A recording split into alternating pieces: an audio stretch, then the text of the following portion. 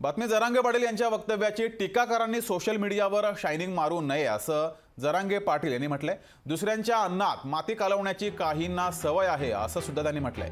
तुमच्या हरकती सूचना सरकारपर्यंत पोहोचवा, त्यामुळे कायम हे काम तुम्ही करा असं सुद्धा त्यांनी म्हटलंय। टोला लगावलाय, तुमच्या हरकती सूचना सरकारपर्यंत पोहोचवा, त्यामुळे कायदा भक्कम होईल असं सुद्धा जरांगे पाटील यांनी म्हटलंय। जरांगे पाटील यांनी भुजबळांना टोला लगावलाय। मराठवाड्यातील मराठ्यांना आरक्षण मिळणारच, मराठ्यांची नियती चांगली म्हणून जिंकून आलो असं सुद्धा त्यांनी म्हटलंय।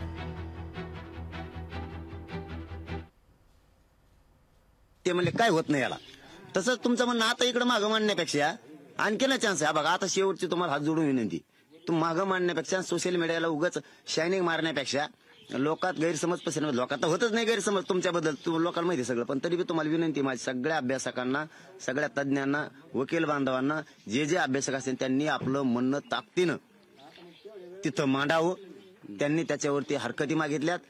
तुम्ही असं म्हणणं मांडा सगळ्या सोयऱ्यांच्या बाबत की मराठ्यांच्या गोरगरिबाच्या पोराचं कल्याण झालं पाहिजे आणि कायदा मजबूत झाला पाहिजे, हे ताकदीने ही हात जोडून विनंती त्यांना असू द्या। सगळ्यांना मी खरंच हात जोडून विनंती करून सांगतो, अभ्यासकांना, सगळे तज्ज्ञ जे कोण असतील, वकील बांधव असतील, त्यांनी मराठा समाजाचा तो सगळ्या सोयऱ्यांचा होणारा कायदा मजबूत होण्यासाठी तुमचं काय म्हणणं आहे ते दमांडा, ते त्याच्यात घेणार आहेत।